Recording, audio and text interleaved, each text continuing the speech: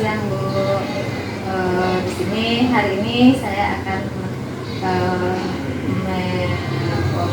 mencoba untuk wawancara Ibu berkaitan dengan praktik pengambilan keputusan sesuai dengan nilai-nilai kebajikan yang ada. Boleh ya Bu ya? Mungkin boleh Bu perkenalkan diri terlebih dulu Bu.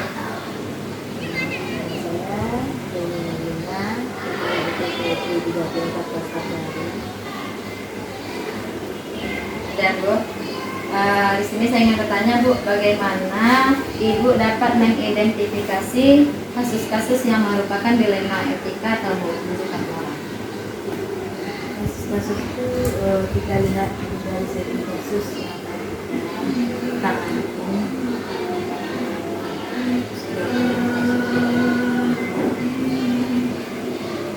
Berarti dilihat dulu seperti apa kasusnya ya Bu. Kemudian bagaimana Ibu menjalankan pengambilan keputusan di sekolah, terutama untuk kasus-kasus di mana ada dua kepentingan yang sama-sama benar atau sama-sama mengandung nilai kebajikan. Kalau untuk mengambil keputusan tersebut, kita tanya dulu kasus tersebut kepada mungkin bisa kita tanya kepada guru atau kepada teman kasus. Berarti kita musyawarahkan dulu ke guru atau ke yang bersangkutan gitu ya Bu ya. Iya. Kemudian Bu, langkah-langkah atau prosedur seperti apa yang biasa Ibu lakukan selama ini dalam pengambilan keputusannya? Kasus etika tadi. Iya. Ya, biasanya itu kalau yang diambil langkah-langkahnya, kita lihat dulu kasusnya, bagaimana kasus anak tadi, apakah dalam menentukan kasus tadi merugikan tidak sama anak tadi atau menguntungkan sama anak. Itu harus menangani kasus tadi, kita pertimbangkan efeknya untuk anak. Berarti dapat kita lihat nanti hasilnya itu untuk kebutuhan anaknya atau bisa jadi segolongan atau untuk sekolah gitu ya Bu ya. Kemudian Bu, hal-hal apa saja yang selama ini Ibu anggap efektif dalam pengambilan keputusan pada kasus-kasus dilema etika?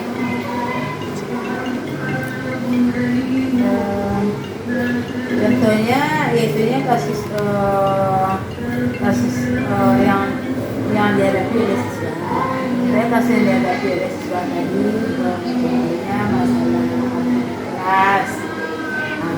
Kemudian kita lihat bagaimana itu kita minta dari guru kelasnya, bagaimana dari segi nilai anaknya, bagaimana dari segi kenakalan anaknya, dan kemudian apa akibat dari kasus tersebut.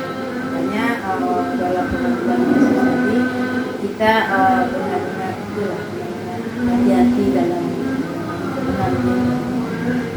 Berarti kita lihat juga apa imbal baliknya gitu ya Bu, dari hasil keputusan yang akan Ibu ambil. Kemudian Bu, hal-hal apa saja yang selama ini merupakan tantangan dalam pengambilan keputusan pada kasus-kasus dilema etika? Kalau tantangan yang Ibu hadapi selama ini, terutama itu tantangan dari guru. Itu dari guru sudah karena guru kadang-kadang dia mempertahankan pula pendapatnya. Kemudian sementara anak ini kalau kita lihat memang kenakalannya seperti itu juga. Jadi kalau tantangan dari guru memang berat. Kadang guru bisa sampai dia merasa tidak baik begitu dengan kita sebagai pemimpin dalam menanggapi kasus tadi. Tapi kita tujuannya bukan untuk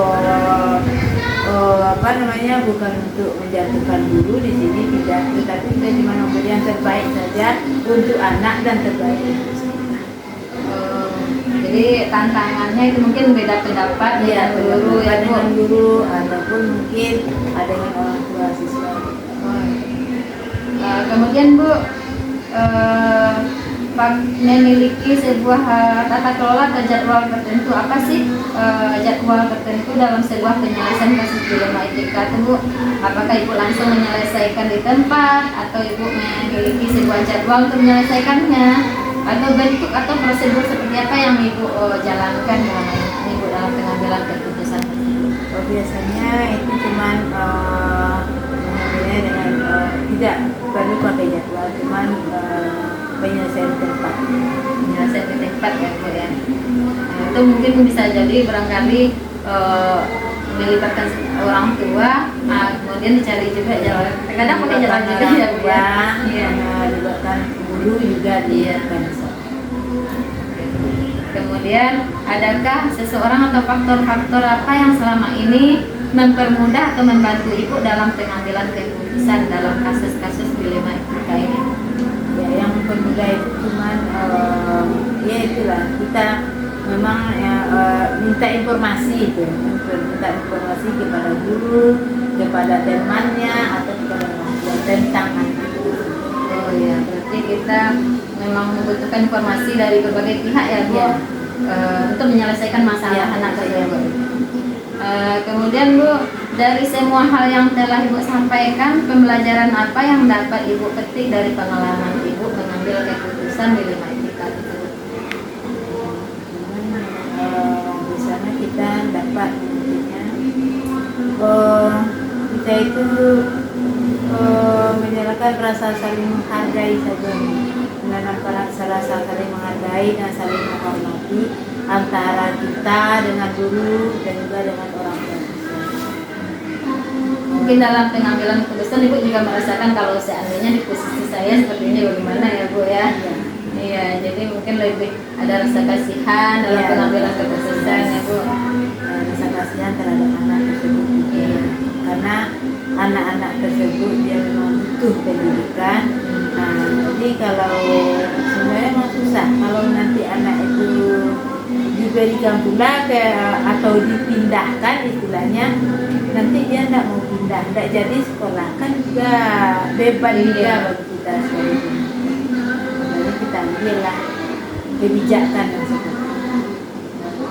Terima kasih Bu Iya. atas kesempatan saya diberikan wawancara Ibu. Selamat siang Bu. Assalamualaikum.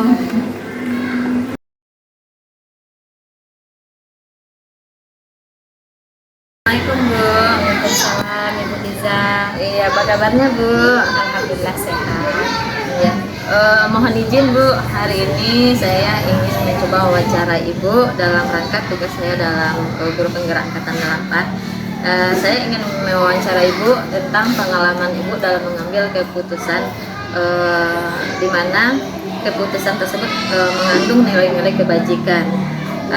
Yang pertama Bu, bagaimana Ibu dapat mengidentifikasi kasus-kasus yang merupakan dilema etika atau bujukan moral?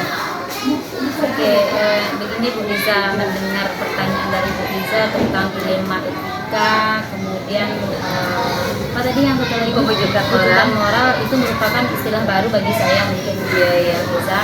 Jadi di sini sebagai kepala sekolah itu tentu banyak permasalahan atau hal-hal yang tidak sesuai dengan pemikiran pemimpinan. Hal tersebut merupakan sebuah permasalahan yang harus diselesaikan, dan kepala sekolah harus punya kompetensi untuk itu, mengambil keputusan di saat yang tepat begitu. Iya Bu. Jadi di sini mungkin permasalahan yang cara saya mengidentifikasinya terlebih dahulu tentu saya cari tahu dulu tentang permasalahannya apa, kemudian saya juga harus tahu apakah permasalahan itu bisa diselesaikan secara musyawarah atau diselesaikan dengan cara yang lain begitu. Kemudian di sini juga saya sebagai pemimpin di sekolah yang saya pimpin, berarti saya harus tahu dulu bagaimana nanti keputusan itu dapat diselesaikan secara kekeluargaan terlebih dahulu sebelum kita mengambil keputusan itu diselesaikan secara yang baik. Iya, berarti mencari tahu dulu apa permasalahannya ya Bu.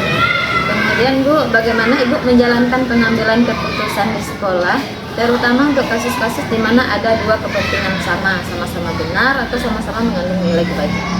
Nah, untuk kepentingan ini yang sama-sama benar ini, Bu Liza, saya akan coba dulu melihat nanti keputusan yang saya ambil itu apakah nanti berdampak hanya untuk diri individu saja atau itu akan berdampak bagi seluruh warga di sekolah. Karena ini harus saya pertimbangkan terlebih dulu dalam mengambil keputusan.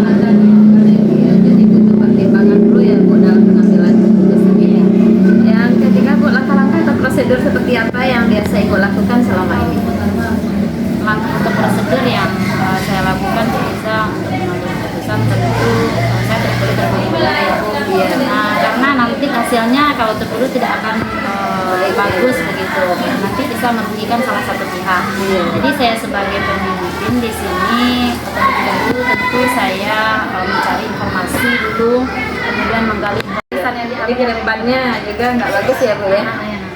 Untuk pertanyaan selanjutnya Bu, hal-hal apa saja yang selama ini Ibu anggap efektif dalam pengambilan keputusan pada kasus-kasus dilema etika? Hal-hal apa saja selama ini yang Ibu anggap efektif dalam pengambilan keputusan pada kasus-kasus dilema etika? Hal-hal yang efektif begitu Iya, ya Bu. dalam pengambilan keputusan. Ya, keputusan yang saya ambil itu jangan sampai merugikan pihak salah satu pihak, dan juga di sini saya harus jaga hubungan baik atau hubungan sosial yang baik dengan kedua belah pihaknya. Oke Bu, lanjut Bu, hal apa saja yang selama ini merupakan tantangan dalam pengambilan keputusan pada kasus-kasus dilema etika? Tantangan Yang Bu dalam menjadi mengambil tantangan, keputusan. Ya. menjadi tantangan yang saya rasakan selama saya menjadi pemimpin di sini, Riza, begini, kadang-kadang permasalahan itu tidak hanya apa namanya saya dapatkan informasinya dari murid saja. Kadang-kadang murid ini melibatkan orang tuanya juga. Jadi kalau sudah masuk pihak ketiga, ini permasalahannya akan lebih terasa Rumit ya, Bu? ya, akan terasa rumit karena ini akan berhadapan langsung dengan masyarakat begitu. Jadi kalau dengan masyarakat itu mereka kan sebenarnya apa yang terjadi di sekolah kan tidak tahu dia, karena kaduan dari muridnya mungkin dari anaknya, mereka menganggap apa yang disampaikan anaknya itu benar begitu. Jadi sama-sama bersikokoh lah dengan pendirian mereka. Jadi itu yang menjadi tantangan bagi saya dalam mengambil sebuah keputusan. Oke. Kemudian Bu, apakah ketika Ibu memiliki sebuah tata kelola atau jadwal tertentu dalam sebuah penyelesaian kasus dilema etika, apakah Ibu langsung menyelesaikannya di tempat atau memiliki sebuah jadwal untuk menyelesaikannya? Bentuk atau prosedur seperti apa yang Ibu jalankan? Begini, itu tergantung terhadap permasalahan yang sedang terjadi. Kenapa? Ini misalnya saya mendapatkan informasi setelah saya berada di rumah. Berarti kan artinya tidak di sekolah ya. Berarti permasalahan itu akan saya intervensi dulu di rumah. Kemudian saya coba untuk memikirkan apa nanti keputusan yang akan saya ambil. Jadi permasalahan itu mungkin besok harinya baru bisa diselesaikan. Tapi kalau seandainya permasalahan itu terjadi pada saat saya ada di tempat, saya akan berusaha bagaimana supaya permasalahan itu cepat terselesaikan. Karena memang kalau permasalahan semakin lama kita pendam atau semakin lama kita biarkan, itu akan banyak pihak-pihak luar yang nantinya akan memperbesar permasalahan yang ada ya Bu ya. Berarti Ibu dalam menyelesaikannya bisa di tempat atau bisa juga di rumah sesuai permasalahannya gitu ya. Bu, ya? tergantung kepada permasalahan. Iya ya tergantung. Kemudian Bu, adakah seseorang atau faktor-faktor apa yang selama ini membantu Ibu dalam pengambilan keputusan dalam kasus-kasus dilema etika? Dan ada seseorang atau faktor-faktor yang selama ini mempermudah Ibu dalam membantu Ibu menyelesaikan masalah? Oh gitu. Kalau disebut ada seseorang yang mempengaruhi saya untuk mengambil keputusan, ada sekali Bu. Karena di sekolah ini begini Bu, ada salah satu kepala sekolah yang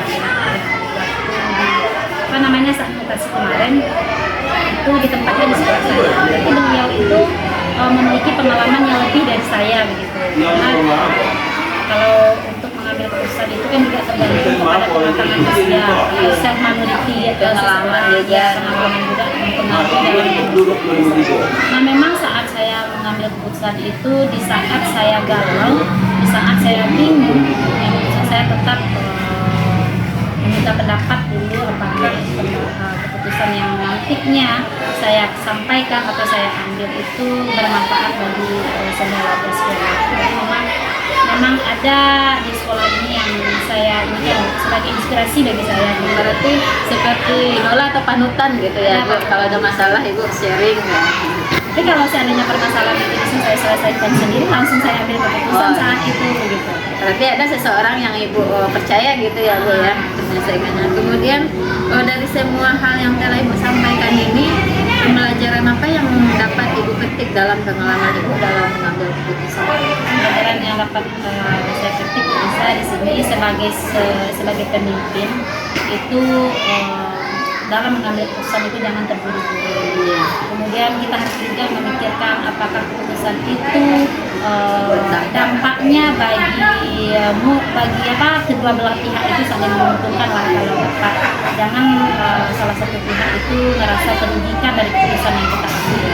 Karena ini kebijakan seorang kepala sekolah itu memang sangat menentukan untuk kemudian akan dicapai. Maka saya katakan seperti itu. Karena ini kalau salah-salah dalam mengambil keputusan itu dampaknya sangat besar karena kita akan berhadapan langsung itu dengan masyarakat. Nah di sini kan kalau pendidikan itu bahasa pendidikan itu ada dari sekolah dari masyarakat juga gitu. Jadi itu yang dapat saya ambil sebagai seorang pemimpin itu harus mampu mengambil keputusan yang tepat di saat mendesak, kemudian mampu mengidentifikasi masalah secara baik. Berarti Ibu dalam mengambil keputusannya memang membutuhkan pertimbangan-pertimbangan yang matang gitu ya, Bu ya. Sehingga keputusan yang Ibu ambil memang benar-benar sudah bagus untuk semua belah pihak. Makasih ya, Bu ya, atas waktunya. Assalamualaikum, Bu.